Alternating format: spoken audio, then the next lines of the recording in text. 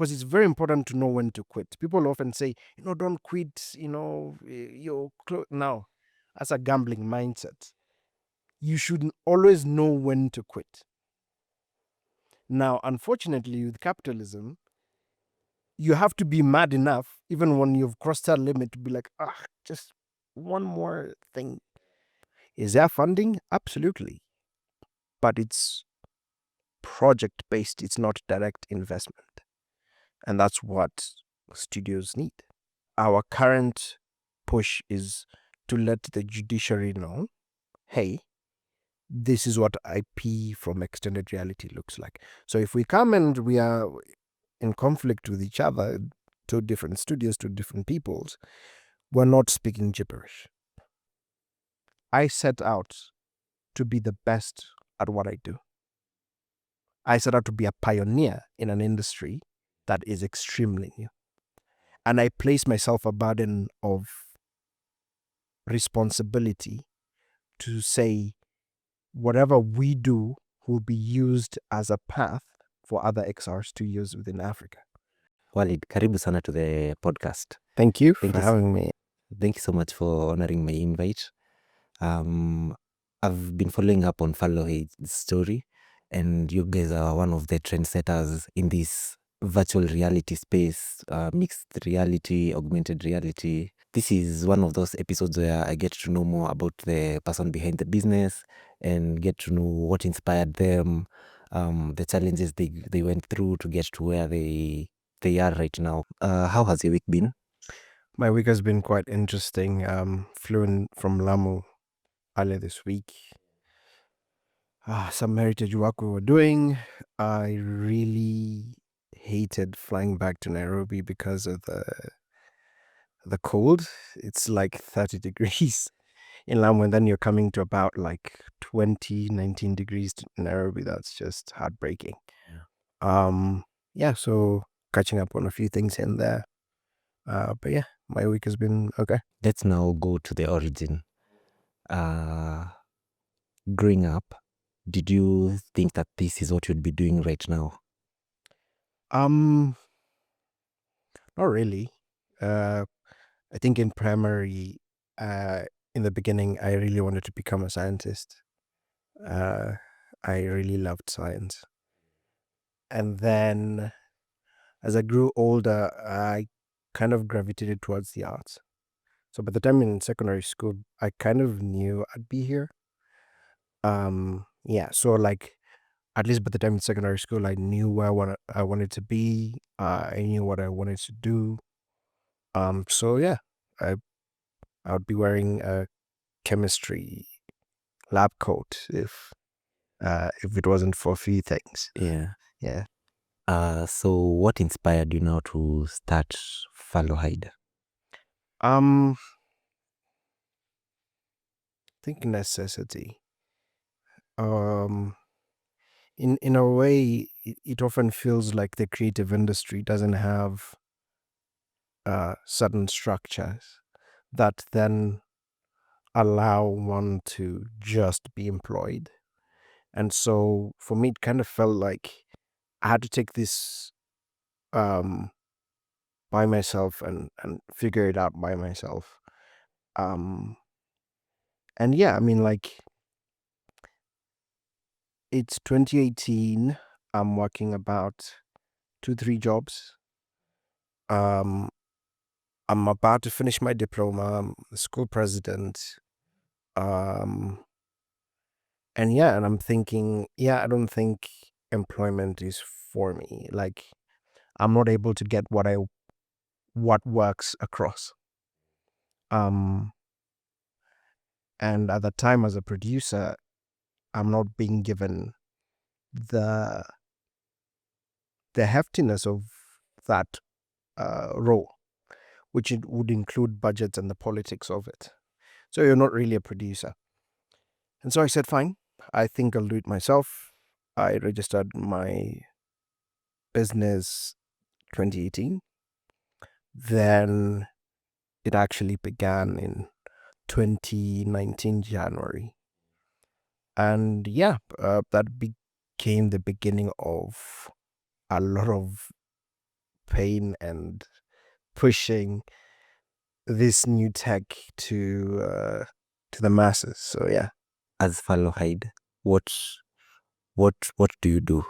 So Fallohide Africa is an extended reality studio that works with multinationals and businesses based within Africa to create internal uh, communication solutions and or digital marketing experiences.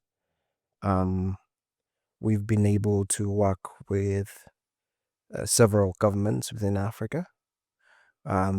We work with Google, Meta, Nestle, Elo Park, and other multinationals based within the continent to create simulations, to create 360 films, to create AR, augmented reality experiences, to create games, to create virtual tours, and all these wonderful words.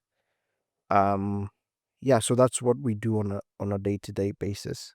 Apart from that, we are also um, trying to lobby in different ways to make sure that the tech is understood within governments, within a certain respective industries that especially that tend to touch extended reality beyond the creative industry. Um, to sensitize and tell them, hey, this is a new industry. It would be nice if you knew about us and why we're important. Mhm. So, as you're starting Fallohide, which opportunity did you see in the market that you said, I'm the right person to work on this? My argument has always been that my company is not a VR company, it's a communications company. We're solving communication problems that were not like we couldn't fix before XR, extended reality. Um, and so to me that became exciting. It's like, oh wow, um, finally we can get rid of boring trainings. Finally we can use muscle memory to remember and reduce risk. Finally we can immerse people who are not able to go to certain places. You know, we're kind of democratizing reality in a way.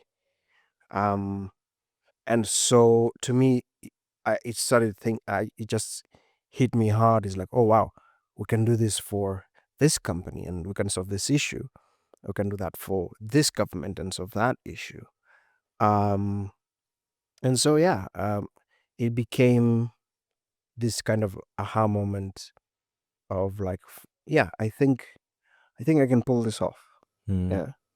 So, you've mentioned XR, extended reality, and which is now the umbrella that embodies mixed reality, augmented reality, and virtual reality. Will you, for maybe our audience, will you break down what these three other realities consist of and the difference between them? What's the difference between each of Yeah. them? So extended reality is an umbrella term for virtual reality, augmented reality, and mixed reality. Virtual reality is a simulated, is a computer simulated experience that allows people to be immersed in different digital worlds.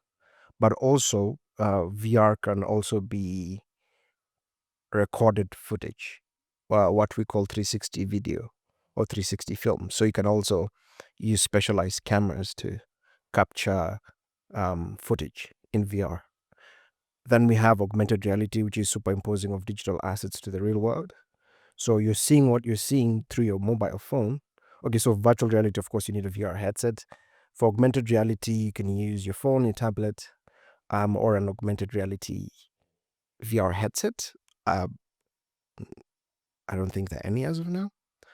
Um, well, there are, but they're not. It's weird. Um, so you're kind of superimposing digital assets to the real world. A very good example of that is filters, Instagram filters, TikTok filters. But imagine that being able to showcase different parts of Nairobi using a phone, and you're able to kind of go around and see it being labeled and you're placing it on the table. Imagine being able to play an AR game where you're simply following around a character through your room.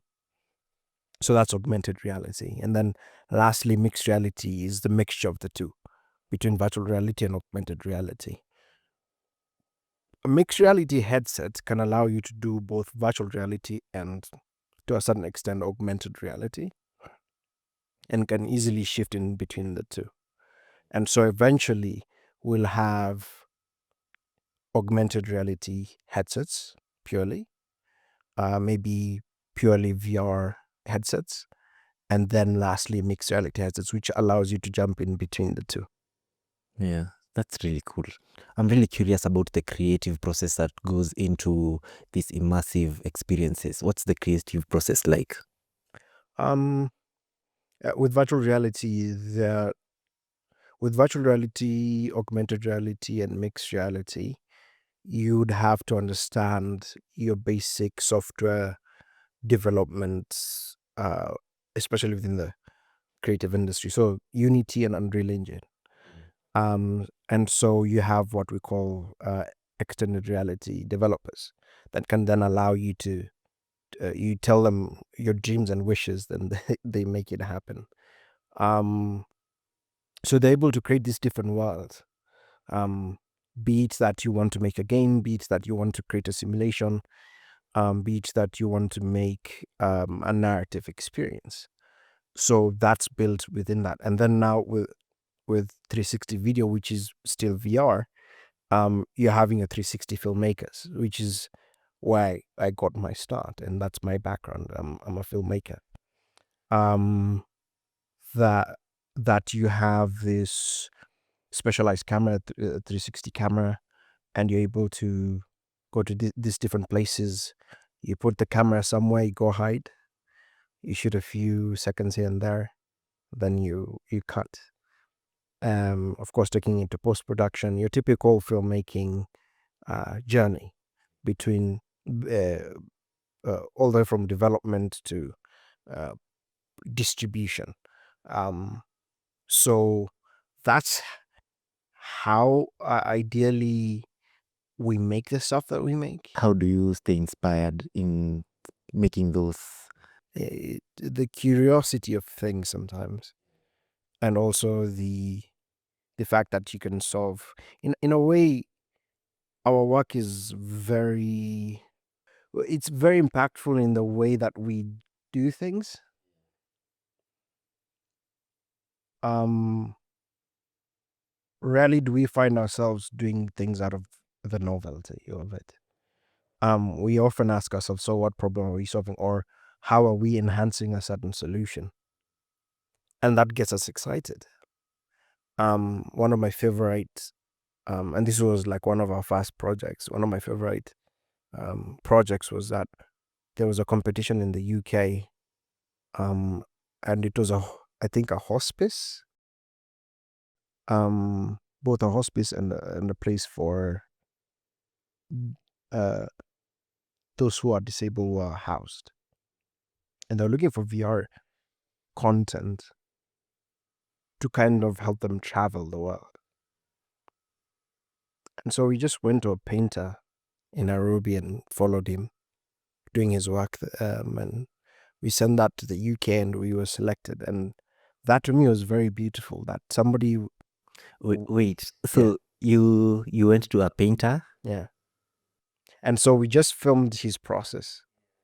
You might know him, Patrick Mukabi, um, one of our one of the greatest we'll ever have in Kenya, honestly, if not Africa. And so we just followed him and how he teaches his students and the work that he does, and just, yeah, kind of capturing his story in a 5 minute thing.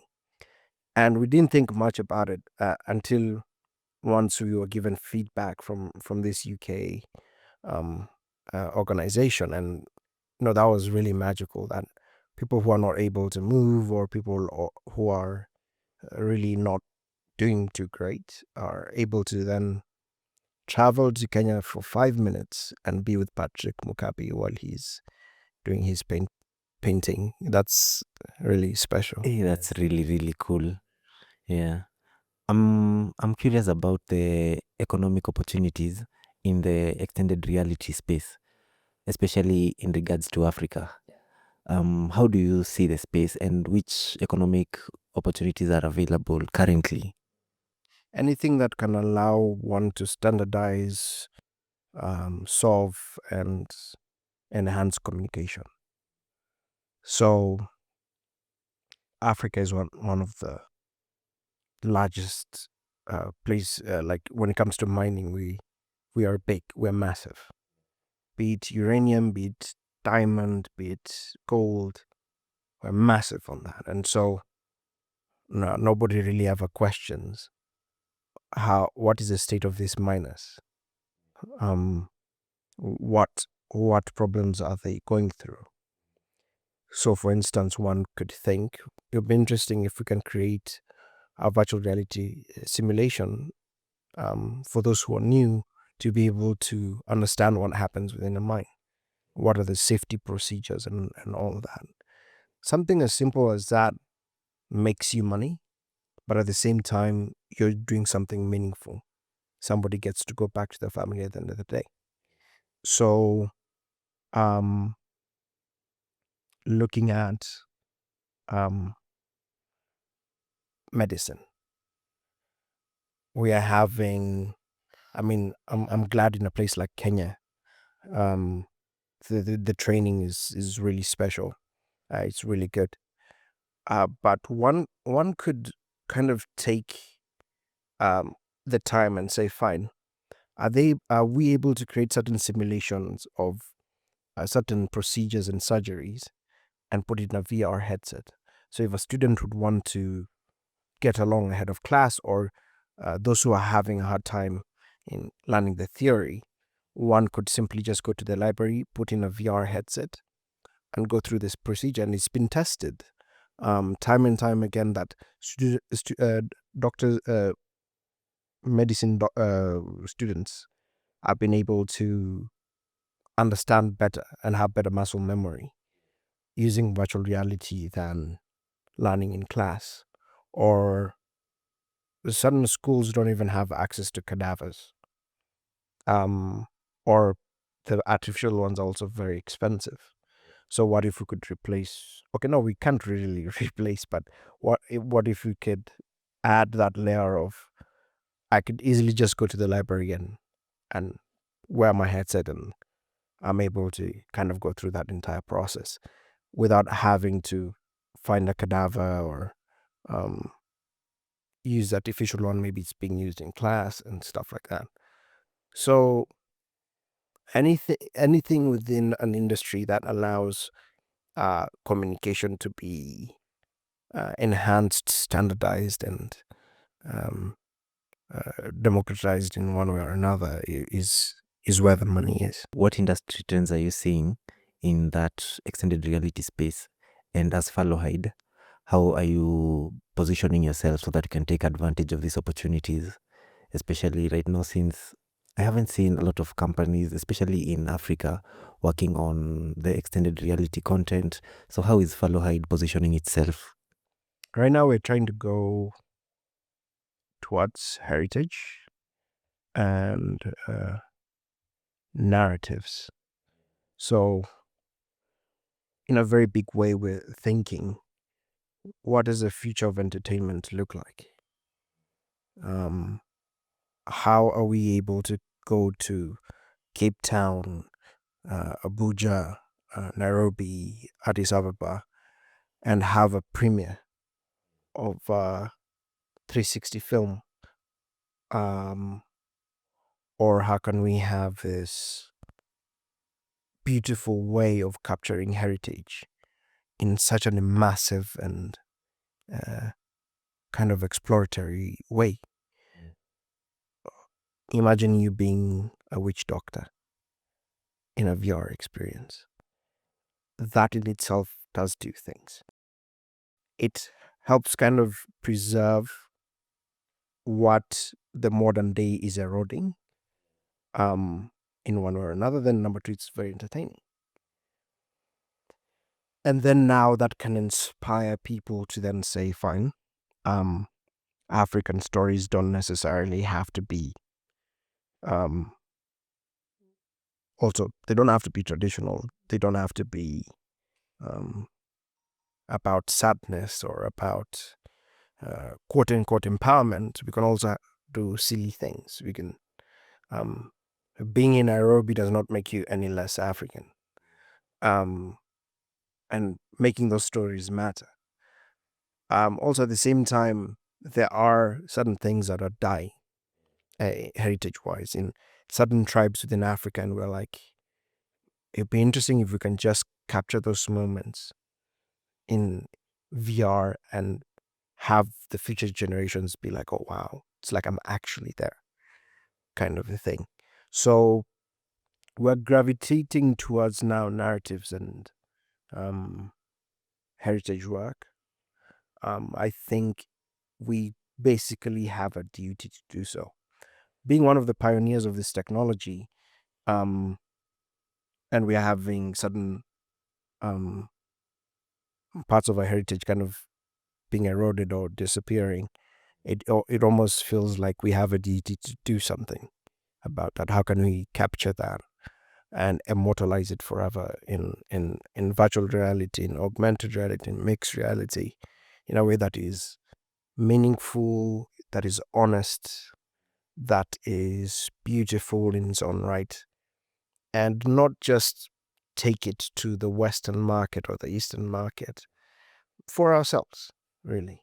Um, that to me is more powerful than we're not really doing these African stories to then just say Africa is different or things like that. I mean, also for ourselves to enjoy and to understand and um, accept and love each other even more and understand. Oh wow, so that's what the other tribe does, or that's what they go through, or it's interesting that also my tribe does something similar, and that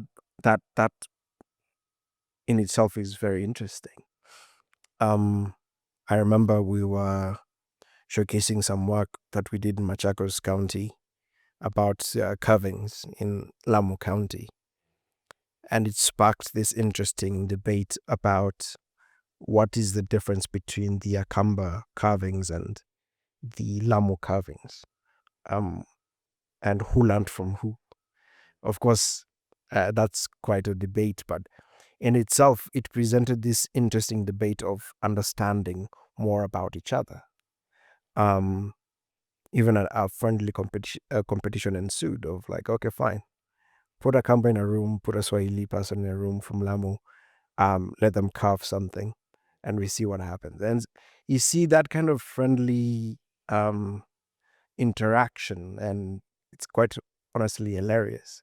Can easily kickstart an entire cultural experience of people just literally competing to see who can do the best sculptures, and having the Swahilis and the Kambas coming together, creating pieces that are new, thus creating new culture. So all that from a VR experience we shot in Machakos County. My argument at the end of the day is that they both serve very different purposes.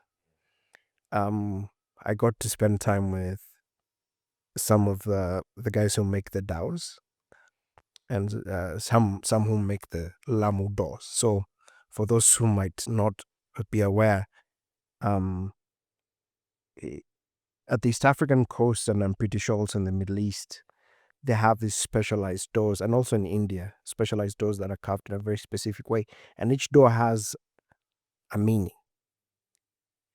The larger the door and the more decorative it is, the richer you are. Um, Sometimes they would put spikes in them to chase away elephants in India, and also apparently also in Kenya and in Africa in general. And so, and then you come to Ukambani, and it's mostly um, for culture's sake. It's more of art. And in Lamu, it's both an art and a and a skill that you need to develop to then be able to move around with the boats, make certain tools and all that kind of stuff. So at least in the modern day, that's those are the major differences. One could also argue, of course, the Akamba also make it for their own utensils and tools and stuff like that, but that sparks a conversation of knowledge, and people then say, "Oh wow, I didn't know that," kind of a thing. So yeah. And this is in regards to culture. And especially right now in a space where there's a lot of disinformation in the media space, how as a pioneer in the extended reality space in Africa, how are you navigating those challenges to make sure that the stories you're capturing, they are authentic? This might be controversial, but even the idea of authenticity when it comes to culture robs us of who we are. Now, there's news where the president has gone somewhere and done something. That's a fact, and that's news. Then there's distorted news where you have um, one party trying to influence a certain narrative across, be it political, be it religious, be it whatever. Um, that I would call misinformation and fake news. And then there's culture and cultural histories.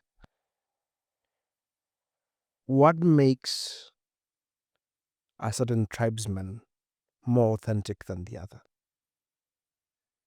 Because then that means you're having a purist mindset that this is what a Zulu man is. This is what a Luya woman is, and that's not who we are as humans. We are nuanced. And so when it comes to these different cultural stories that we are preparing to do or we're currently doing, we're not so concerned about um, is this African enough? Is this Kenyan enough? Is this that isn't our concern.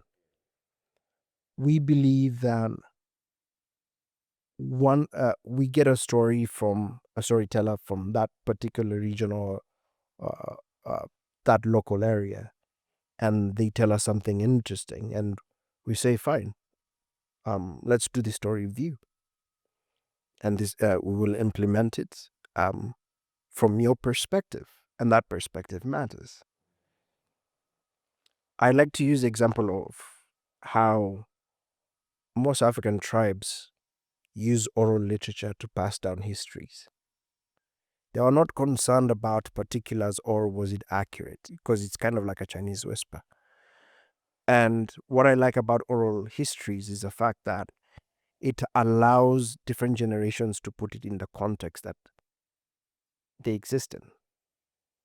And so, in many ways, we're not, unless we're genuinely trying to do something that is academic, we're not so interested in having a purist mindset of saying, fine, we need to make sure we get the most perfect Swahili person to then tell us about all the Swahili histories. And no, we believe in people's different perspectives and that they matter, and these different nuances allows um, different conversations to happen. Um, I'm always debating with my team about, we call it um, the Maasai game trap. The Maasai, for those who, of course, know, are a very popular tribe in Kenya. They're fierce. They've been known to be fierce warriors and all that. And so in the gaming industry, there's this, in Kenya, there's this absolute obsession to come up with this perfect Maasai game. And almost all of them are not Maasai. Nor are they concerned about getting nuanced about their Maasai game. And so this the conversation is, oh, no, this is an African game because it has Maasai, and that's just an example. There are good Maasai games out there, but we use that as an example because almost every that we know of gaming studio in Kenya has a Maasai game somewhere, and unfortunately, most of them are not great. They lack nuance, and honestly understanding. And so there's this weird obsession of, okay, what an African game is. An African game has to be fantasy. People start thinking about Wakanda, and it's not ideal, and it's not honest, in my opinion. I think what's special is the interesting lady who's staying in Buruburu and maybe has an issue with the public transport, depending on what business she's doing. And so then wouldn't it be interesting to then have this market simulator of this African woman who has to wake up early, go to the market and trade and do these different things, because that's very real and very nuanced. We are also obsessed on making matatu games and matatu racers, and technically they don't really race, but they do show off. And so why are we not making a matatu simulator to then pimp the best matatu in VR, or not even VR, also in mobile games? Why are we not thinking about where we are from, the different tribes that we're from? No matter how small the tribe, why don't you feel like you can't tell that kind of a story or your perspective on it? Just because you grew up in an urban center does not mean that you don't have the right to tell that story. And so, in many ways, the purism of saying, is this authentic? Is this an African thing? It loses nuance very quickly, because then you end up with a stereotypical perspective. Instead of just saying, I'm an African, I've always wanted to tell the story in this kind of a medium, and I'm going to do that. And most importantly, I think to me, most importantly would be also, how can other Africans see this? How can we have Namibians see this? How can we have Mozambicans see this? How can we have Somalis see this? Instead of trying to think, oh, I'd love to end up. It's nice to want to win an Oscar. It's nice, or a Grammy or whatever.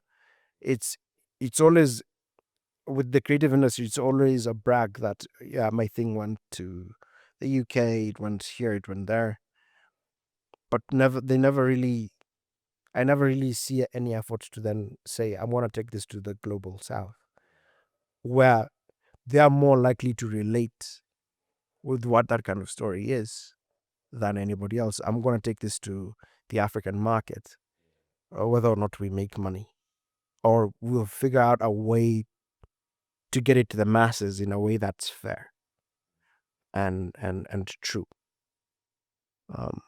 Because you never know what your story can do for somebody within a village, somebody within town. Yeah, I think it's important to also think, how can we make sure other Africans see what we're doing? Yeah. Yeah.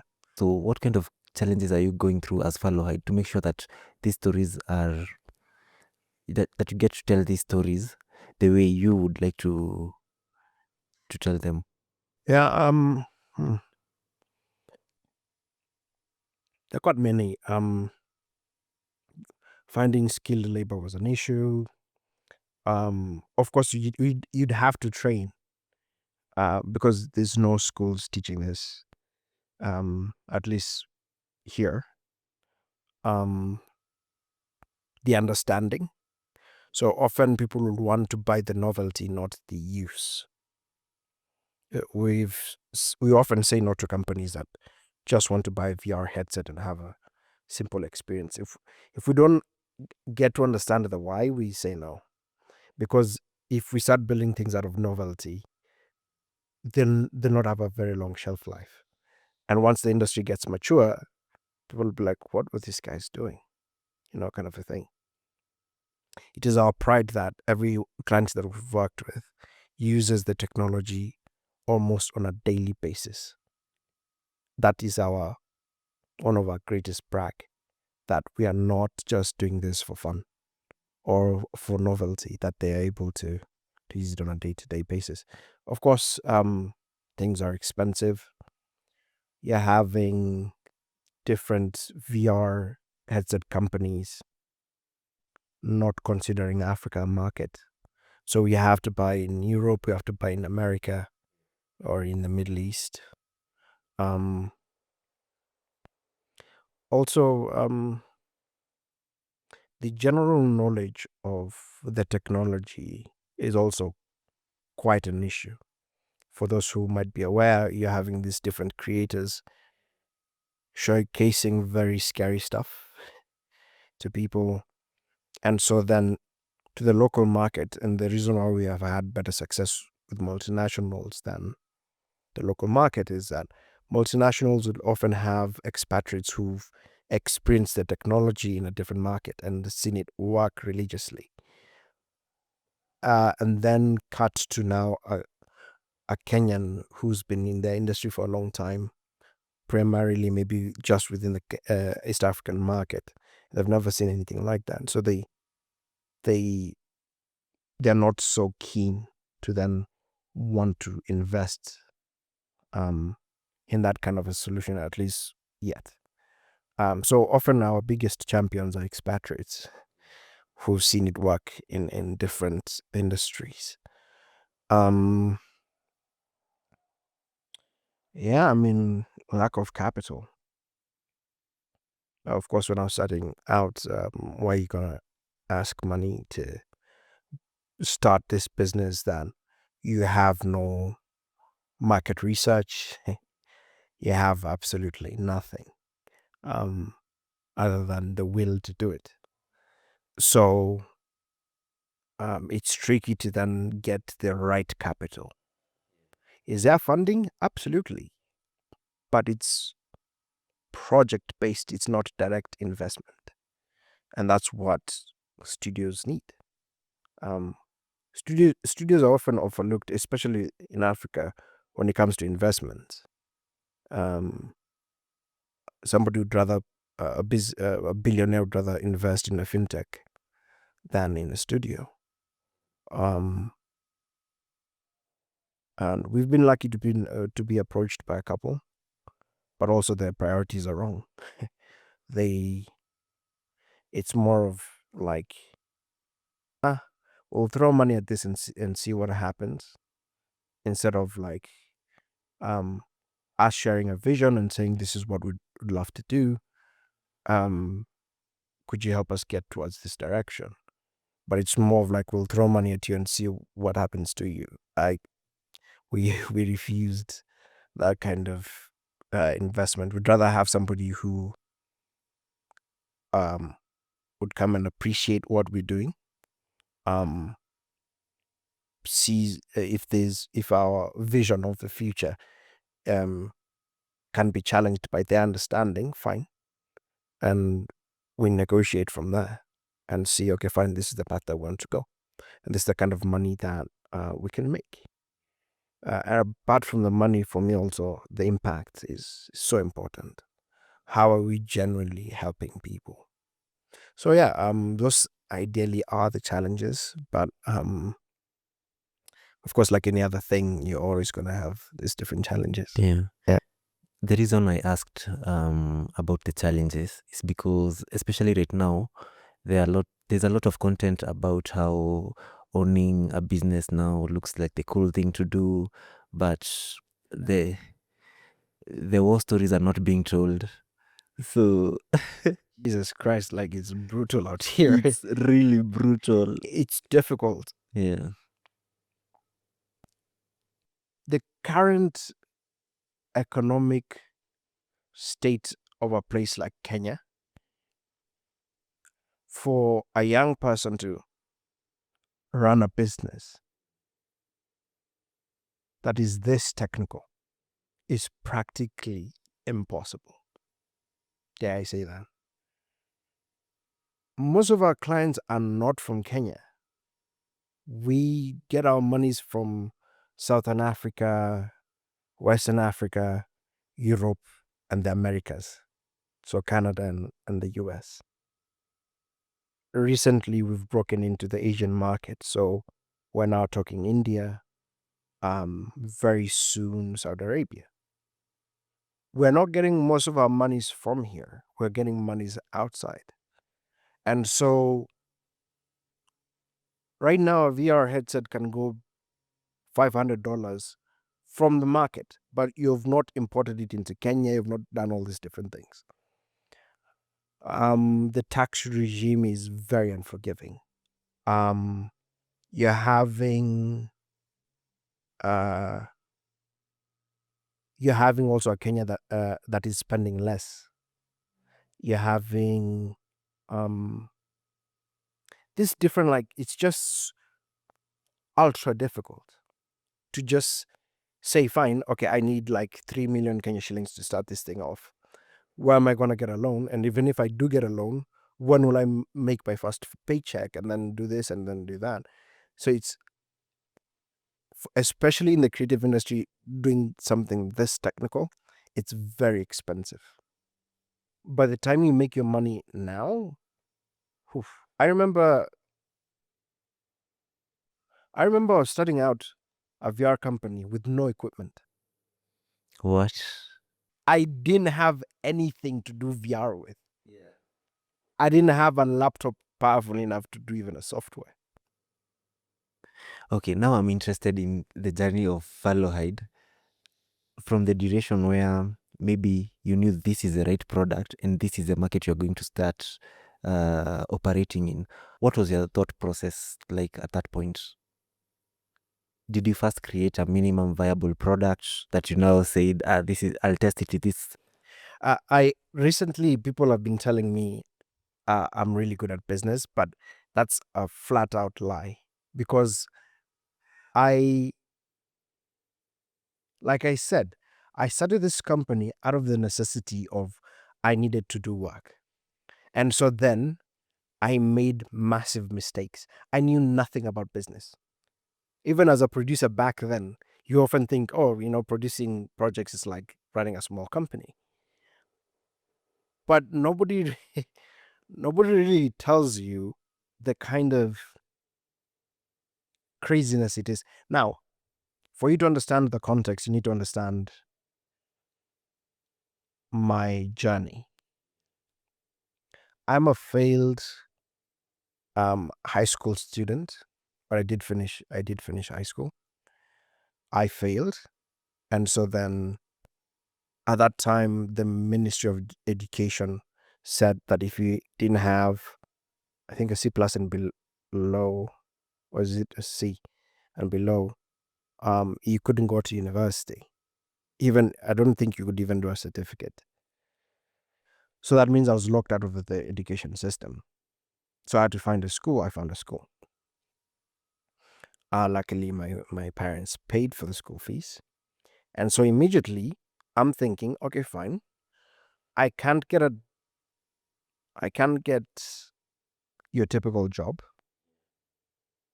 For those who are not Kenyan, often when you fail, everybody drums in your mind that you're gonna end up poor. Or on the streets. And so of course, this is massive anxiety for me. But then again, I was convinced I could do what I love and still make money. And so I said, you know what, I'm going to do VR. So I looked around, I found a small outfit. Um, I refused to become an intern. I said I'm a production consultant because I'm the only one who knows how this thing works. Out of everything that you could do, how did you settle on VR as the first option? I found film boring, not much of a challenge. Was it something you had tried before? Yeah. I had been doing a bit of filmmaking in high school during the holidays. And so then I used to go on sets and be assist wherever I could. But yeah, I didn't find it much of a challenge, and the competition was, and it still is, crazy. You're, as a Kenyan filmmaker, you're not just competing against other Kenyans. You're also competing against the South Africans and Nigerians who are hired by multinationals to come all the way from there to here to shoot ads. If you're going to go the ad route, TV can be a dead end job if you're not careful. You can end up 30, 40 years working there because it's a stable, cushy job. So I'm looking at all these alternatives. I'm like, nah, as much as I don't have much options, I'd rather try the thing I like and see where it goes. So yeah, first semester, I get hired as a production consultant. That's my first official job. But the employer didn't know I was underage. And so I was turning 18 the next year, I think. Worked there, did my certificate, and then did my diploma. By the time I was finishing my diploma, I was a school president, working 3 VR jobs. What else was I doing? I'd registered Fallohide by that point. I had a bit of money, not a lot. And yeah, I was one of the pioneering Africans of XR, actually worldwide, because I remember, I think in 2017, very few people were doing VR. 2018 December, I quit all my 3 jobs, and I said, yeah, I think I'm going to do this myself. I had no capital. I had no money. I didn't have a single. People often don't believe me when I say I didn't have anything to say. I'm a VR company, and here's an equipment. Like, here's a 360 camera. I didn't have nothing. I was lucky that my first client was the college I was going to, so they paid me first. I went and bought a camera, and then did the job. Yeah. So slowly. I think the first year we got 1 or 2 clients, barely any money. Then I think 2020 is when the pandemic hit, isn't it? And so I was like, okay, I'm done for it. It's like, it's over. But surprisingly, it ended up being one of our biggest breaks. So we started working with companies that needed to be virtual in one way or another. Did that through the pandemic.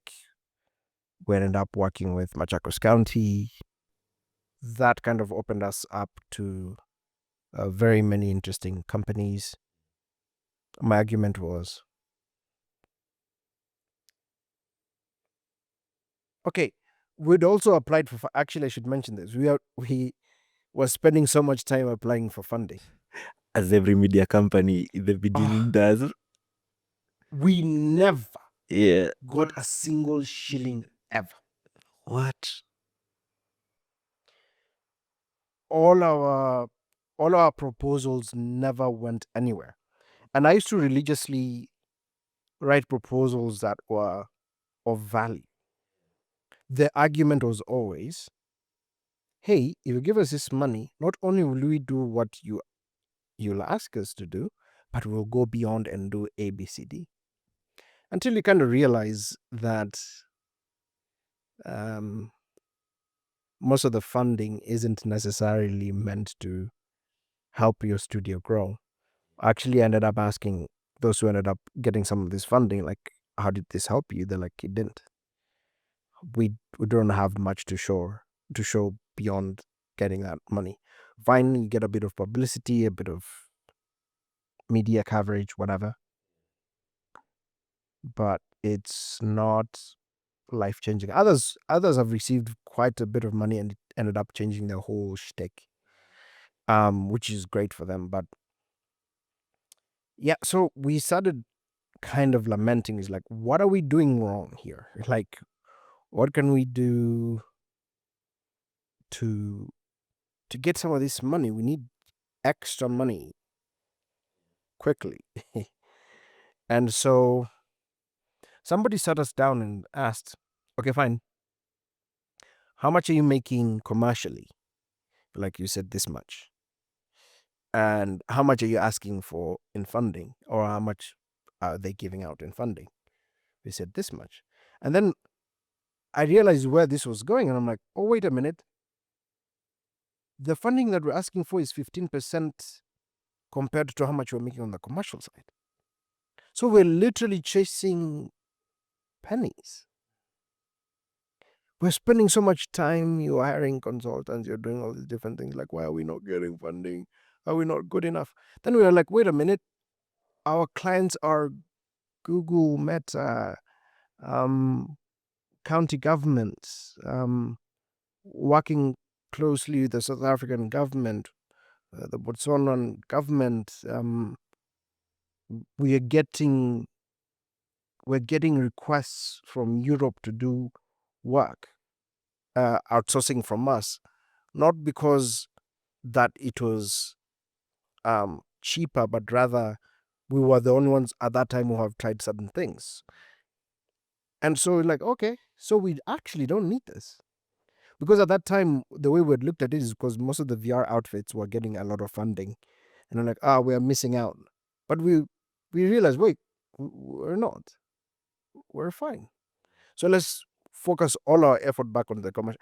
And that's when now the money came in, where we're able to meet different presidents. Meeting the president of the EU and France. Is it the prime minister or president? I can't remember. Emmanuel Macron. Meeting our current president Ruto. Meeting different ministers from Lesotho and Swaziland. Meeting, like, we ended up being so influential in our own right that we're like, oh wow, okay, so we never really needed this. We're fine. Our work is impactful. We are doing well. People are being paid well. So yeah, I think let's continue focusing on the commercial side. And then so we decided recently, okay, fine, now it's time to now do more narrative, more heritage work. We now have a bit of money to kind of spend it on the side. We have lovely partners that can allow us to do some of this work. And we're like, fine, yeah, we'll get into heritage, we get into narratives, we get into gaming. We're also in the gaming industry now. He's like, yeah, so ideally that's the journey, but it was brutal. Nobody ever tells you as a founder how alone you can be in your own belief. There's saying that I can lift a car kind of belief, which is very difficult unless you gain like so many muscles to be able to do that. and maybe let's say you can't physically. And then there's the belief of there's something here. I've been able to do it for another company, I can do it for myself. And there's a nuance that is very interesting where you can have loved ones be like, man, you have to find a different thing to do. Not because they don't believe in you, but they don't believe in what you're currently doing because it's not showing anything. Especially if you're in a scenario whereby they've not built their own businesses. They're under employment. It's cushy, it's comfortable. It might be hell in one way or another, but it pays the bills. It gets people to hospital if they need to be in hospital. It takes people to school, whatever. So there's also that, and you have to find a way to make sure that you don't take that personally, because what they think the best for you is to find something cushy and comfortable. But you're like, no, I can pull this off. There's also the not being able to be relatable. In sometimes that's very interesting, and as a leader, you then realize you can't really share your different struggles with people who aren't running a business. They wouldn't get it because they think that it's nice problems to have, but it's not really that nice in different ways. Nobody talks about the kind of toll it takes on the personal relationships that you're in. Nobody talks about how unforgiving it can be to to your mental health. And often, I'm glad that I was lucky enough to find a couple of founders to kind of have this very long phone calls of like, oh man, like what are we gonna do, kind of a thing, and encouraging each other and kind of pushing. Nobody talks about how painful it is to see um, uh, women not in the space.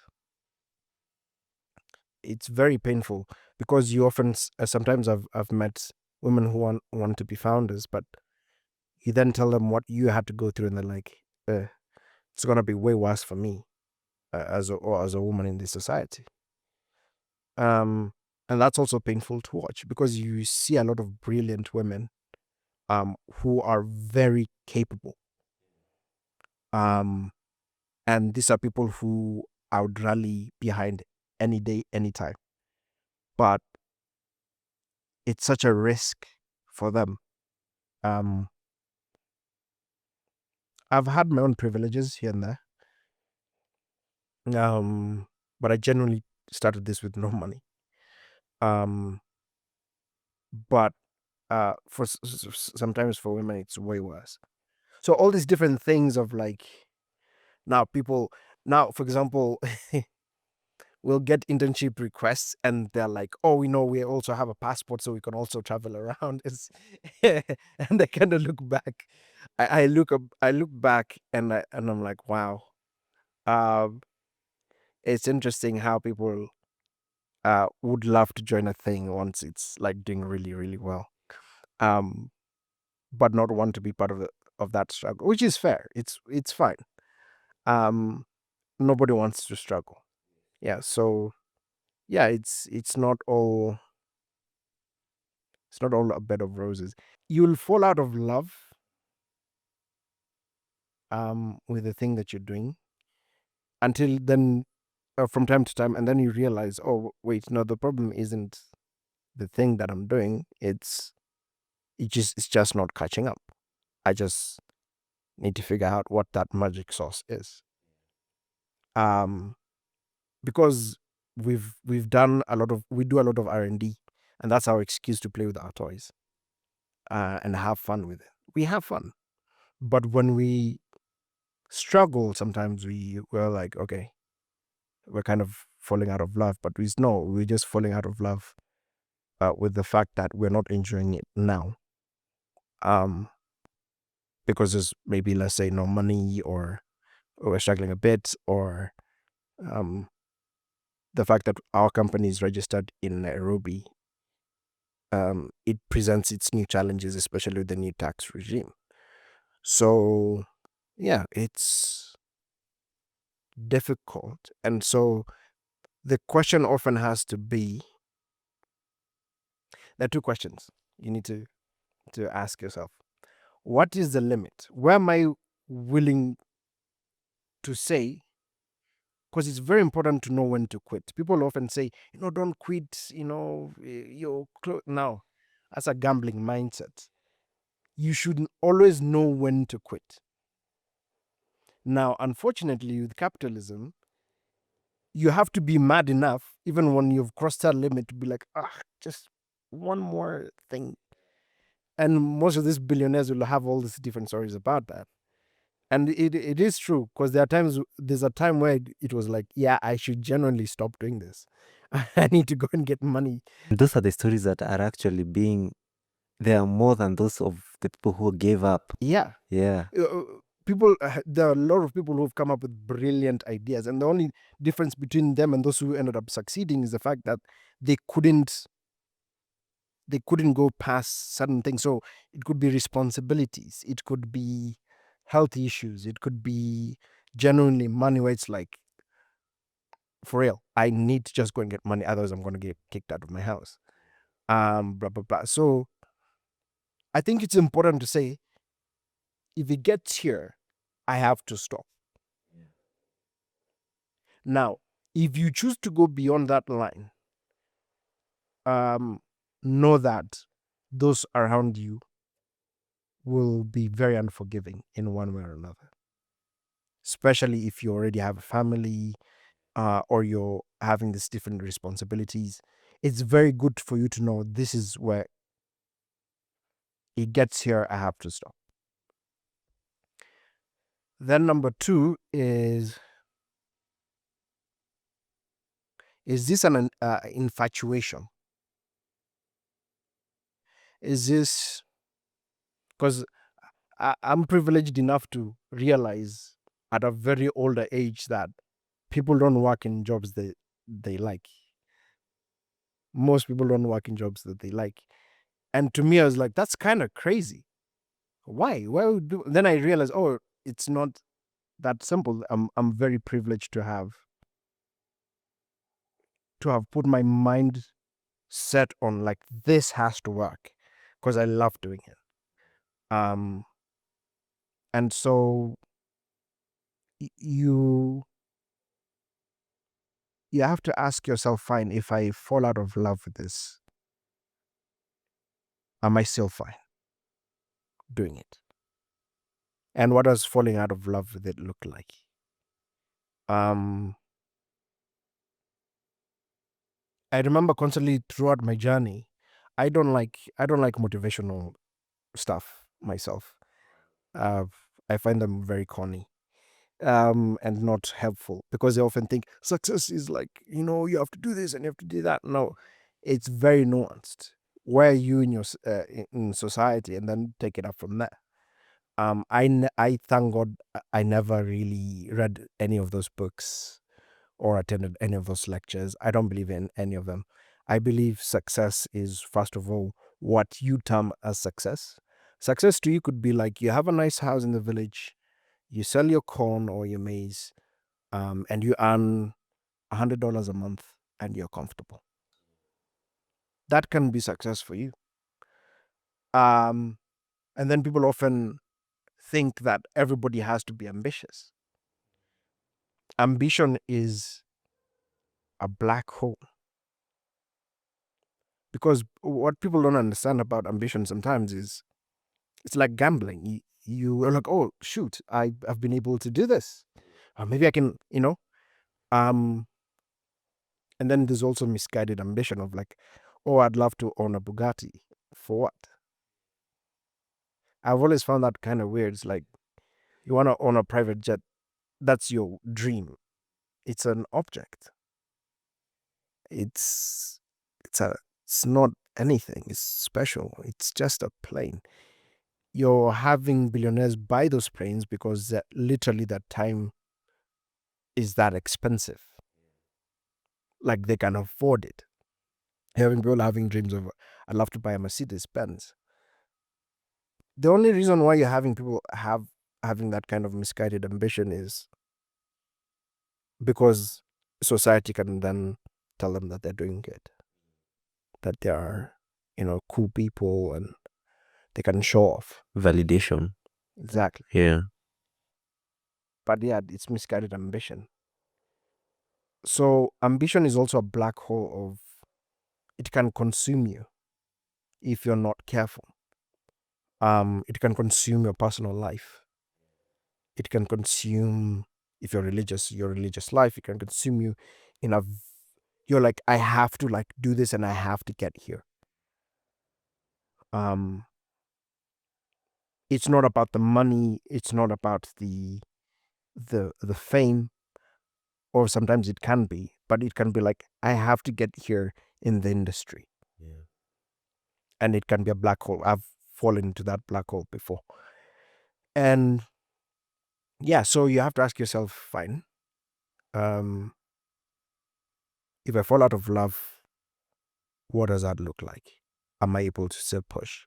Am I able to still say I'm waking up in the morning, or sleeping extremely late to make this happen? Those two questions you need to ask yourself before you embark on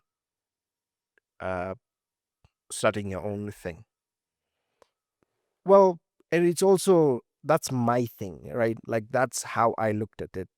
It might be helpful for somebody, it might not be helpful. So somebody might be looking at this thing and be like, oh, I just want to start a nail salon. That the risk is, I can argue the risk is lower. And it's easy to start in one way or another. Somebody might be thinking, I just want to sell lemonade juice in my local village.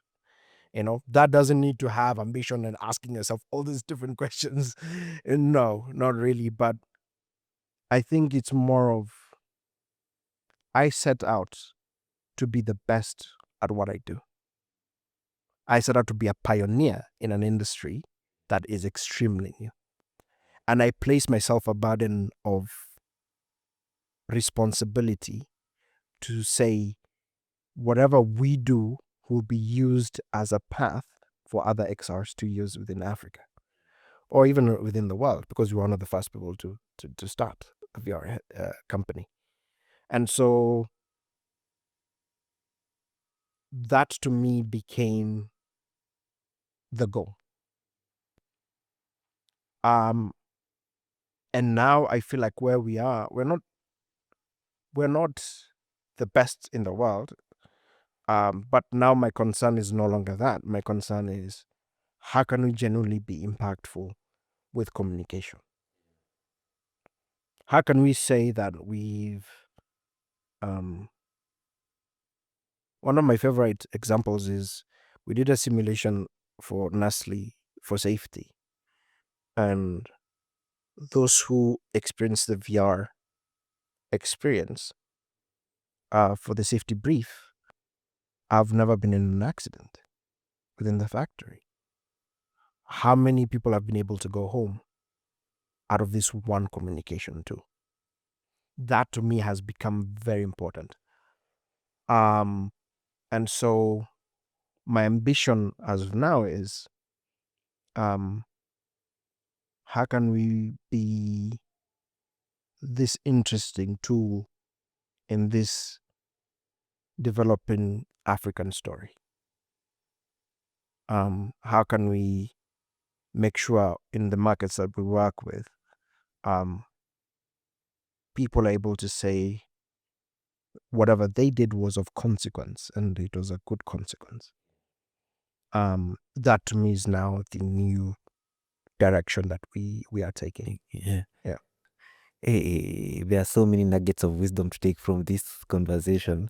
One of my favorite stories, and I'm gonna get it wrong because I can't remember exactly what happened, but one of the Spanish colonizers were, I think, at the coast of Brazil or something.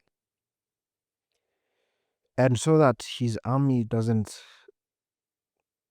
think about retreating, he sinks the boats in the middle of the night. And he tells them in the morning, we either conquer this land or we die. And in a very brutal way, capitalism has a way of pushing you to a corner. And you're like, okay, fine. It's either I do something to make money, or in a way, there's death to it. It can be a death of integrity, it can be a death of honesty, it can be a death of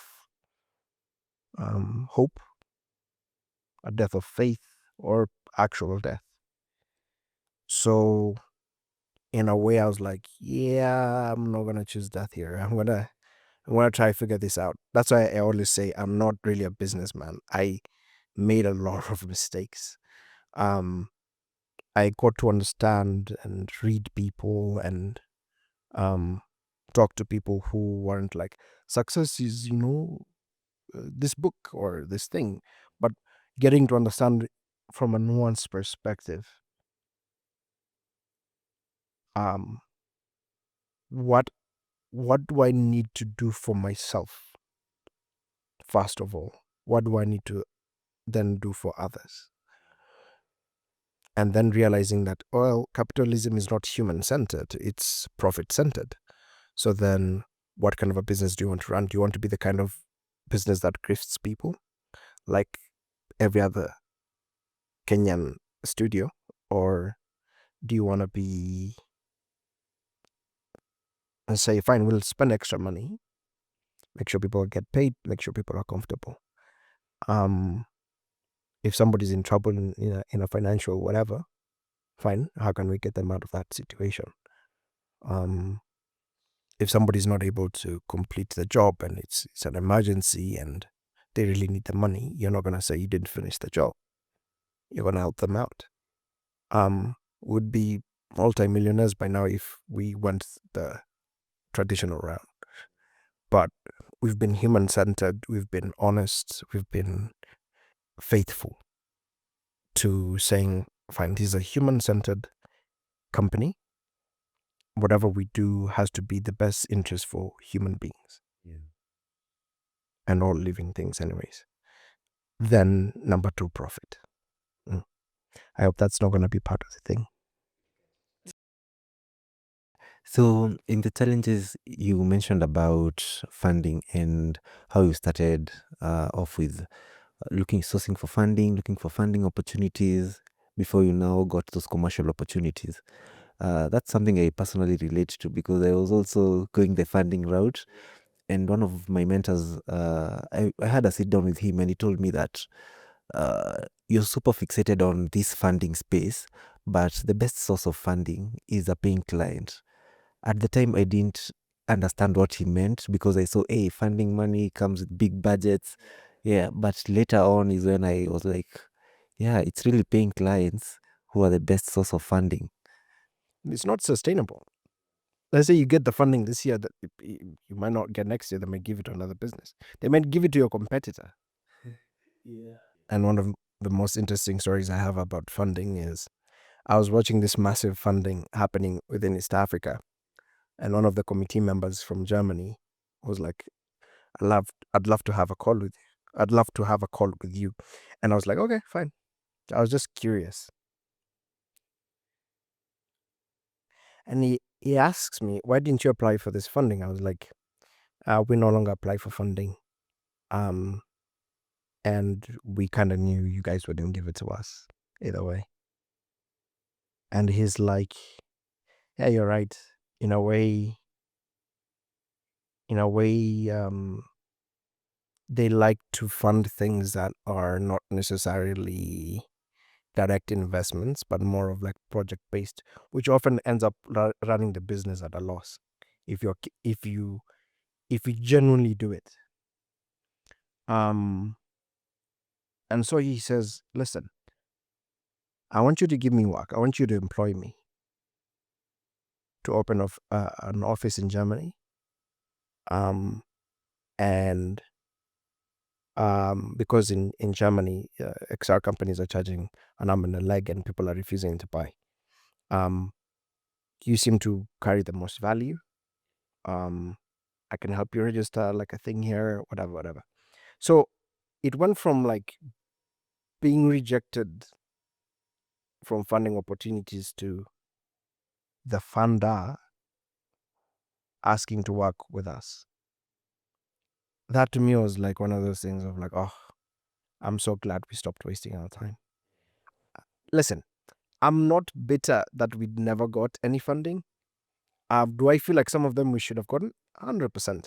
Not all of them, but some of them. Do I think that funding is not helpful? No. But is all funding helpful in especially for Africa? No. No, it's not. There are different agendas that carry with them.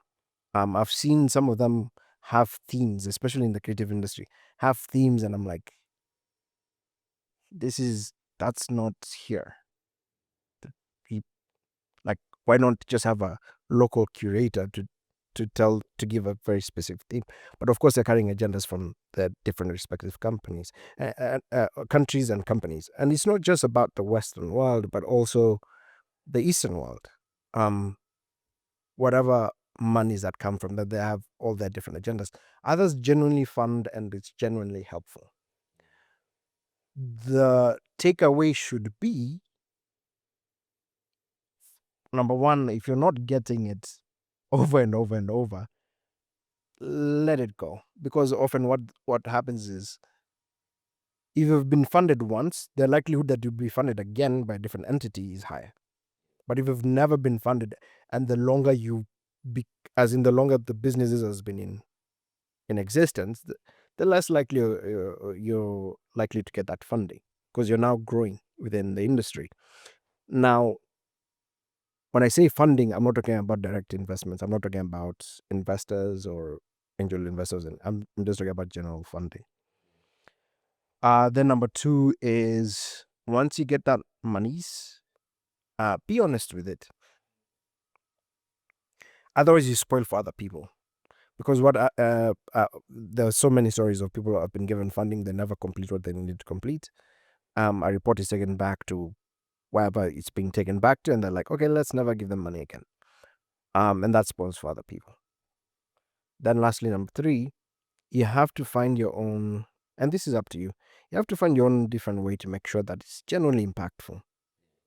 Be it that you're being given money to train other people or to tell different stories, let it be meaningful.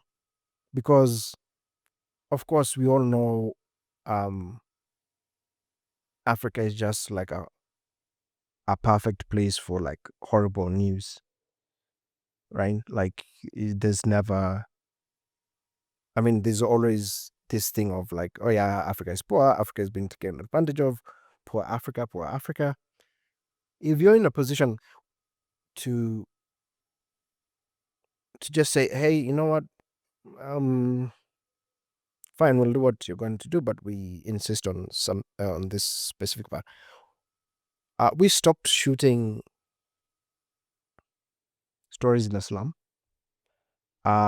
just because we felt maybe we're not equipped to tell those kind of stories. And then we decided to take one, mostly because of where that direction of that story was going. We are like, no, let's just kind of trap them into saying, fine, we'll do the work. And then once things have been signed, we're like, we're not doing this part. We can't do this part. And it was so painful to hear this foreign entity describe a Kenyan family in a very specific way. And I'm like, that's not the Kenya we know. Most of these foreign companies or people who have vested interest, it usually takes the dehumanization direction. It's insane. I've seen crazy things. I've seen foreigners coming to the country And this is the reason why I decided that my company would shoot slum stories. Where I used to work, I've seen a foreigner go into a dump site and take selfies. And I never used to understand. I used to think what a devil they are. But until it hit me, there's something called morbid curiosity, where these foreigners have grown up in the most pristine, clean, beautiful places. They come from privilege and they had no idea about the rest of the world. And so then um, I started seeing that where you're having these different foreigners. And it's not just from the West, also from the East, where they'd come and see poverty and indulge in their curiosity, which is very morbid. You sometimes have to take a stand and be like, yo, we're not doing this, man. And what we did was just we proved them wrong. It's like, these are the facts. Come to Nairobi, we'll take you around and you see it for what it is. And so we turned that story from one of the most disgusting things into something empowering. Something that I've always argued the poor can be happy. I've seen poor communities have stronger communities, and I've seen rich communities literally commit, not even, they lack community, and so then they end up in addiction or they often die alone. Because then again, somehow it leads to some sort of it leads to some individualism in a way that then separates you from community. So I've always argued, fine. You want to come and shoot a poor Africa? Fine. Wouldn't it be interesting to shoot it from a nuanced perspective, even for your own audiences? Right? The poor thing is old. Like, let's not even look at it from a dehumanizing perspective. Let's look at it purely from a capitalist perspective then. Why not come and tell an interesting poor story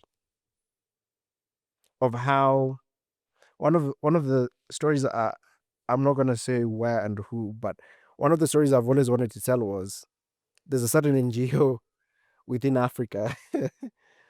um, I was trying to look for a nuanced way to tell a story, not the story of the NGO, because that would be an ad. And so I stumbled across this interesting lady who is one of the funniest people I've ever met. And she's in between a war zone also. So that NGO kind of services that area. And we're doing the interview and in the presence of one of the NGO people. And she says, the reason why I do this is because they send me airtime. And I watched the NGO person freak out, like, no, no. And talking the local language, telling her, "Oh, no, don't say that, whatever." And I couldn't hold myself. I laughed, and I'm like, wouldn't it be an interesting documentary to follow her? Because also, her community would disturb her in the sense that if anybody was sick, they would come and demand her to come and help. Demand, not ask. And so that's an interesting perspective of the antagonist here are those in need. And so following her and understanding why is this airtime so important to her. And then I got to understand that that's how she can talk to her father. She genuinely doesn't care about much. But then I got to understand, okay, apart from the payment, she's also getting airtime to talk to her father. And that's a very interesting and nuanced and a funny story where you're not helping people because the goodness of your heart is like, I'm using it for airtime. And then later on, when you're thinking this person is funny, slightly rude, you get to understand, okay, yeah. I mean, if I lived in a community whereby they feel entitled to help that she can't even give until the NGO releases that help. You kind of take her side at the end of the day. And it's a very interesting and nuanced story. Unfortunately, we couldn't tell that story for many reasons, but you're a capitalist that dehumanizes people. Why not tell those kind of stories? They're interesting and they provide interest, and audiences are more likely to watch. Now, from the humanizing perspective, always engage locals. Let them give you a perspective, their perspective of how they see things. Because sometimes what I've seen also is that you're finding all these different films have destroyed certain communities' understanding of themselves. So they know when the documentary filmmaker comes, I need to say, we are poor, we do this, we do that. So there are times where it's like, I'm like, I know that's not true. I know this part and this part is not true because there's a fact that proves you wrong. Generally tell me about your perspective. And they're like, okay, listen, the reason why we often push that narrative is so that money can be brought into the community. We're maybe not getting government funding as we should be getting. We're not maybe getting social services. And so we have to sell our dignity to then get foreign funding. So yeah, I mean, it's. But anyways, I also have an argument towards African storytellers. An African story is done by an African. End of story. An African story can be about a white wizard. That's an African. By the virtue that you're African, that's an African story. So let's stop this thing of it has to be super traditional or super empowering, or Africa is this and that. Yeah, because then your audience is not Africans. Your audience is everybody who's not in Africa. Can we now start telling stories to ourselves? Can we stop trying to find Warner Brothers, Universal, Disney? Can we start now looking at our local channels and say, um, I'd love to do a story about a man who works in a government power company and he has a business and he has to switch off the power in that general area where his business is and is losing money. So getting to understand for those who are Kenyan, getting to understand somebody who works in KPLC. Maybe they sell fish and they're forced to switch off that area where he stores his fish. And thus he's losing money. That's an interesting nuanced story. Why can't we tell a horror story? Where I don't know, like just a horror story. Why do we, especially in local channels in Kenya, why do we have to have your typical weird stories that just never end? Yeah. We are having series that have been running since 2005, playing until now. No story arc, no nothing. I think we've said that Kenyan audiences are too stupid. I think as creators, that's what we've decided. That we cannot do action. I loved Cobra Squad. I think Mutua was onto something. Alfred Mutua.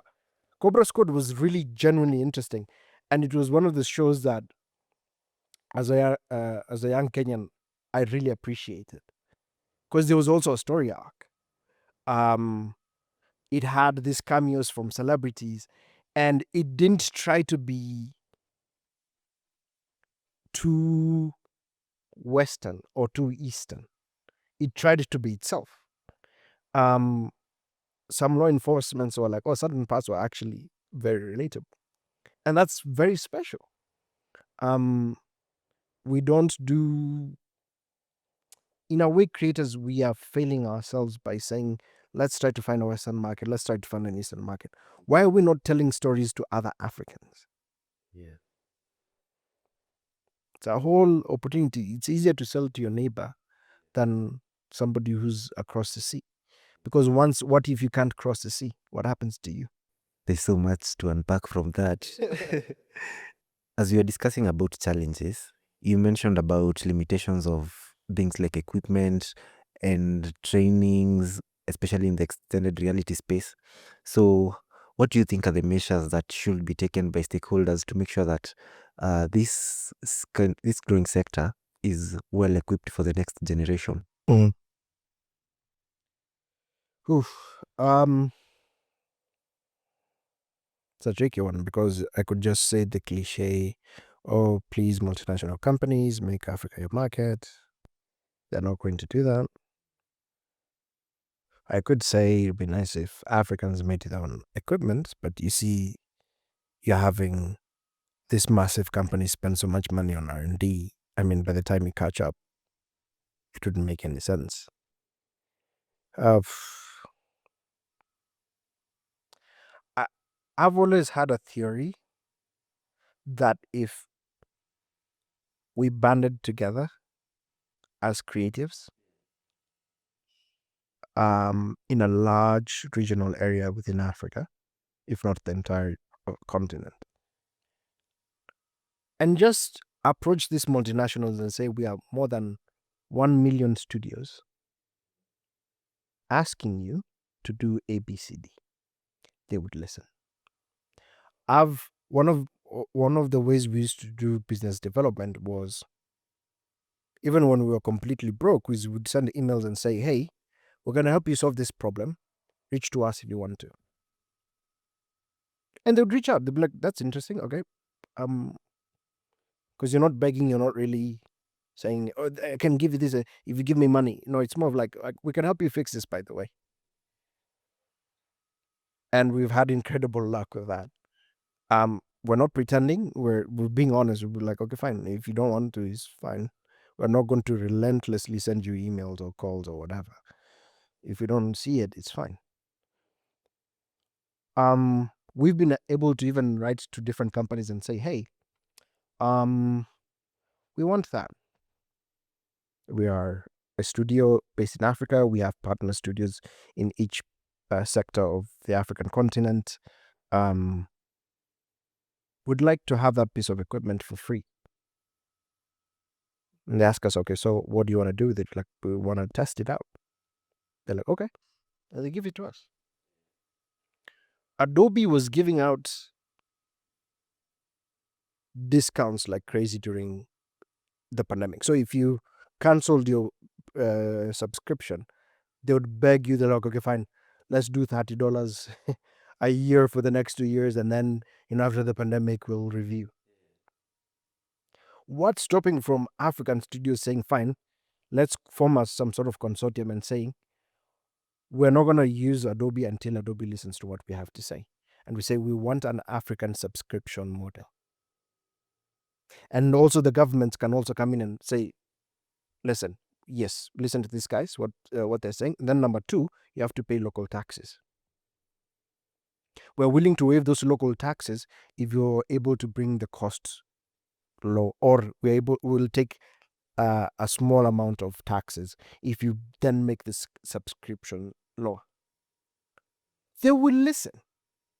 People often think these multinationals are these big giants that, we are helpless against. No. Without you, they'll not be in business, whether you crack the softwares or not. Because they know, sometimes the perspective is they know that once you make your money, you're going to buy a subscription. You'll have to, if you want to cross collaborate and do all these different things. So, really, it's not on us to say, oh, they're not here, we are sad, whatever. It's more of like, how can we make them understand that Africa is a different market, that Kenya is a different market, that Nigeria is a different market? You'd be very surprised how simple it actually is. The difficult part is bringing people together. I've been able to convince certain companies that, hey, we're like 5-6 studios, we've come together, we want this thing, we want to use it, give us access to this. be it a software, be it equipment. So it's not. It's up to the creative community to say, guys, I mean, we need to band together and ask for stuff. Because if I don't know whether there are 1 million studios in Africa, maybe they are, maybe they're not. But if, let's just say, even the smallest photography studio signed a petition, um, and we all signed this petition, and we have a spokesperson, and we say, hey, let's say Da Vinci is free at least, but let's say, hey, Da Vinci, we want this.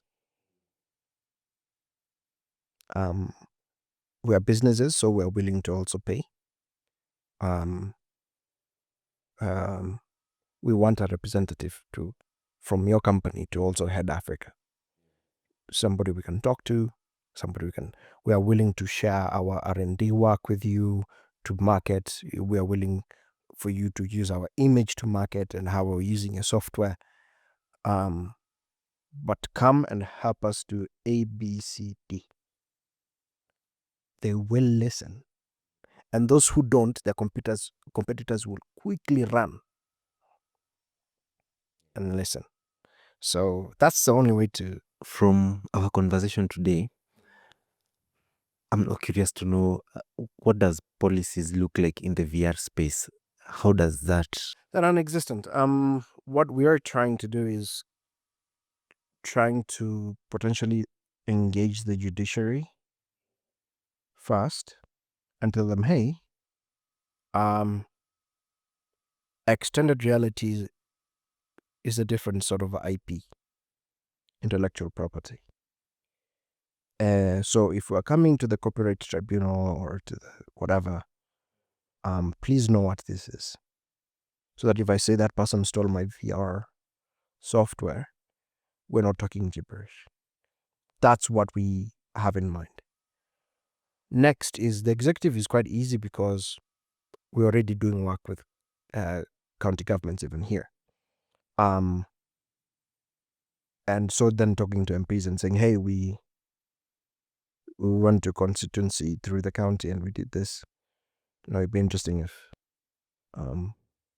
we can sponsor a bill in one way or another. Or just go to one of the committees and say, hey, this is what is extended reality. For now, just know this. Next time, when we come, we'll ABCD, whatever. And then, so executive and legislature, ideally, they mix in that sort of approach. But our current push is to let the judiciary know, hey, this is what IP from extended reality looks like. So if we come and we are in conflict with each other, two different studios, two different peoples, we're not speaking gibberish. So that's where we are headed. It's been a slow and painful process, but we've decided not to do it in Kenya. We're deciding not to do it in Kenya, or we are trying to push it more in Nigeria and potentially South Africa. Kenya right now is, for those who might be aware, it's very politically charged in a very negative way. And so priorities are very different. And that's what hinders growth, right? Like, priorities change to basic human rights being denied to the basic Kenyan. So then, it's very tone deaf to be like, hey, this is what extended reality is. If that opportunity still presents itself, fine. We will do it in our own way. We still believe we can still do it. But we are also very keen asking ourselves, fine, as a company also, what can we do in this current political atmosphere for the Kenyan in a way that is meaningful. So we are trying to see how we can work with anti-fake news agencies to create AR filters that allow you to understand what is fake news and what is not fake news through interesting games or stuff like that. So yeah, policies are non-existent, but we do have a plan to then influence that to be a thing. Yeah. Yeah. And wow, I'm really learning a lot from this conversation.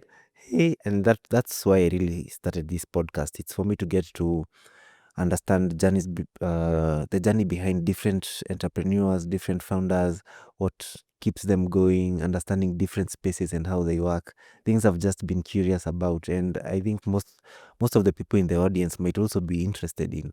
Okay, not most, but some of the people in the audience might be interested in.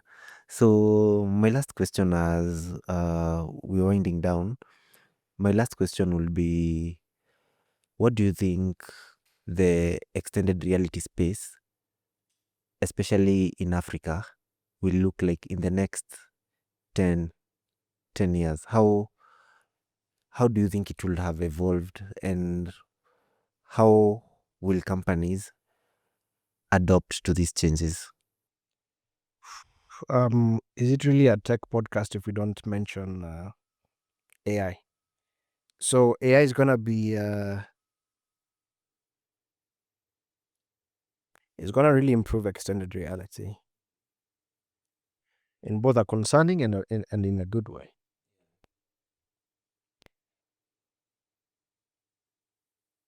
So even right now, we're kind of experimenting with mixed reality and AI. So we're training, we're getting a machine learning model.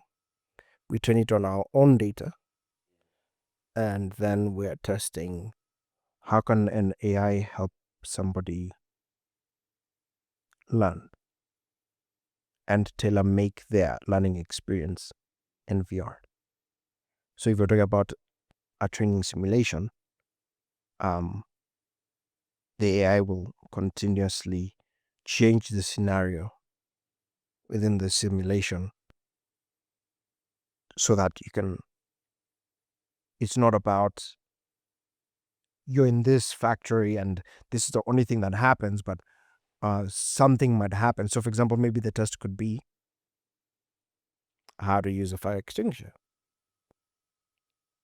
But what the AI might have done also is maybe there's also an electrical fault. And so maybe there's already a cue that you were told to. So you'll realize, oh wait, before that, there's something. So let me shut this off and let me put out that fire. So we're kind of testing out, first of all, with speech to text, then text to speech. We're starting there first. Then maybe as the technology develops, then maybe it can now deal with the content where it can create a different factory every time you're in it. Whatever. So yeah, the headsets are gonna get smaller. Um, the the tech will get less complicated. Not from the manufacturing of the equipment, but more of like the software side. Um, at first, I was convinced that it wouldn't replace the smartphone. Um, the more I kind of look at it, the more I'm like, kind of, not really, but maybe kind of, because as as we continue to kind of make some of this technology smaller and smaller, wouldn't it be interesting that you wear contacts and you have your augmented reality experience, and then maybe it can, those same contacts can also cover themselves in a way, then you enter this VR world kind of a thing. If we ever get there, I mean, it would be insane. That's practically science fiction, but you wouldn't need your phone. But my theory is that the way you have your phone, your laptop, and your TV, you'll have an added gadget, which will be a mixed reality headset. I think that's the future where um, collaboration and communication becomes almost like sci-fi. You're far away, but when your grandmother wears her VR headset and you wear your VR headset, you can create a world where it looks like where she's from, and you feel like you're at home. That cures the homesickness for a bit, not permanently. Of course, there is a concern of like, oh, we're gonna be stuck in VR headsets, and that I don't think so. Virtual reality lacks one thing that can never be replaced, and that's agency. The feeling of being in a place with something or someone is the way I'm sitting next to you. Um, it's kind of chilly, whatever, but that a VR can't replicate that. It can only simulate it. So I think that's where the tech is gonna go. Interesting. Now to my last question. What do you think? Do you think partnerships with different agencies, governments is important for this space to, especially in regards to the growth, since it's kind of in its nascent stages? Yeah, I mean, if we can kill the crab in a bucket mentality, that would be nice. Where competitors can see each other as actual collaborators. I always argue, I don't think I say the word competitors, but I don't actually mean it. Most of my quote unquote competitors are our close collaborators. And friends actually. I believe in friendly competition. Um and things that we typically charge other people, we help our competitors because it kind of makes sense. If they do well, that means we also do well. In one way or another, because we're in the same space.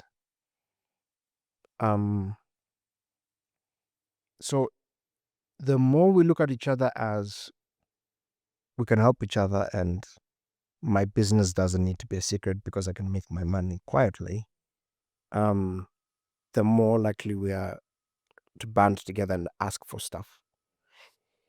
If certain studios in, let's say, France come together and they tell Meta, together their government, and say, we want 100 headsets, and we're going to be doing it this for this is we're doing it in exchange of you, we're going to market you in these different ways and whatever, they're going to say yes in a heartbeat, like no question. But here we're thinking, oh, if I don't tell the next person this thing, then I'll be making my money quietly. Then you realize, then the funniest thing is those who get keep aren't making as much money as they actually could. So it's like you're not even making that much money.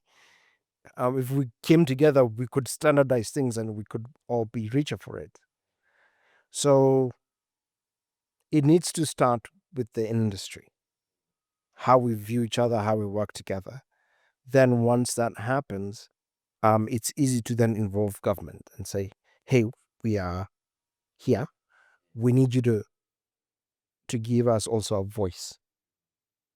So that when we're talking to these guys, we say the ministry of so and so is also aware and in copy that we are asking for this. And if they can also come in and champion and say, these are our people, and we want them to do well, we want them to do great things, help them, and we'll incentivize that help. Government doesn't even have to borrow money to help creatives. Literally, just if we banded together, we could easily create so many resources together.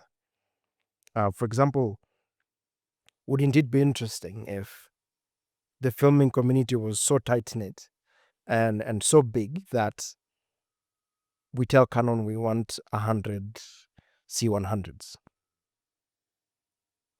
And in that pool of equipment, those companies that are involved in don't have to rent those cameras.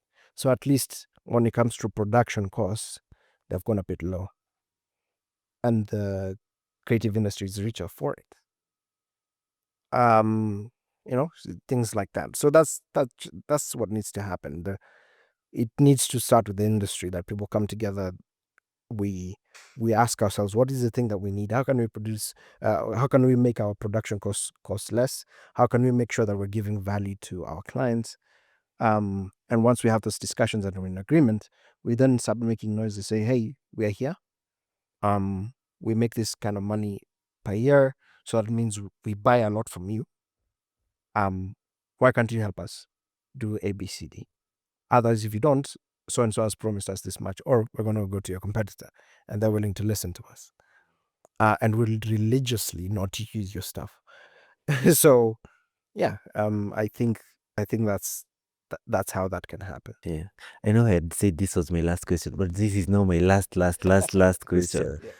Blockchain technology, has it impacted these immersive experiences in any way? Not that I know of. I'm a skeptic of how it started, not of the technology. Um, in a way, blockchain and cryptocurrency became this buzzword that nobody really understood what it was, and so people quickly made their money saying this buzzword. It's a tricky one, but I do see a future whereby we might need such technology to identify who's human and who's not. Maybe. But anyways, if we're having a general AI that is consistently learning by itself, that's scary, because maybe it can fake certain processes within blockchain. So nothing I'm aware of, but I've always said cryptocurrency is eventually going to be a thing. It just needs to be regulated properly. Unfortunately, the idea of cryptocurrency was that it was supposed to open this free market, and it's not regulated, and decentralized. Good faith in capitalism does not exist, unfortunately. But I do foresee a future whereby you have your own virtual reality space or your mixed reality space, like a living room, and maybe a couch is an NFT. So that 3D model maybe is a collector's item, and saying it's from this artist. The same way in your house, you'd have a painting from a very specific artist, and be like, yeah, this is by so and so, and this is what it means. And so I often assume that NFTs will end up being a way of the artist being attached to the art in a digitized manner. I imagine that cryptocurrency might be the perfect way of having this global currency that isn't tied to a specific country, that you can then spend digitally. So you're getting into VR headset, you're getting into your game, into your whatever. It's all the same currency, or it takes the same currency. I foresee that kind of a future whereby the technologies that have been sort of misused or are currently not being used for VR right now, having a purpose eventually in that space. But yeah, that's, as of now, I'm not aware of anything to do with blockchain and extended reality. Yeah. Wow. Thank you so much, Walid. I've learned so much from this conversation. Yani, there's so many gems to pick from this conversation. So we have a segment where we ask the guest what they're on. Plug us on what you're reading, what you're maybe listening to, what you're watching. What are you watching? Currently, I'm rewatching Moon Knight by Marvel Studios. I'm a very big superhero fan. Like, I love superheroes. How much will you rate it? Moon Knight is like 10 out of 10, like easily. It's the MCU's Batman but like a cooler Batman. Okay, no, wait, no, I love Batman more though. But yeah, Moon Knight is an interesting take on mental health as a superpower. And so it's about a man who has split personality disorder. He ended up, one of his personalities raided a pyramid in Egypt, and the god Khonshu took over his spirit and uses his chaos to deliver justice. It's kind of cool and nuanced. So yeah, I like. I'm currently watching Moon Knight. Yeah. Thank you so much Thank you for having me. for making time. Thank you for honoring the invite. If you guys would like Walid to come again, please type on the comment Walid should come again, and I'll definitely ask him. Also, thank you so much for listening to this episode. Thanks so much for your time. I hope you learned something, or your question was answered, or something that you've always been curious to figure out has been answered. So this is the Fearless Pursuit podcast, and I look forward to seeing you on the next episode.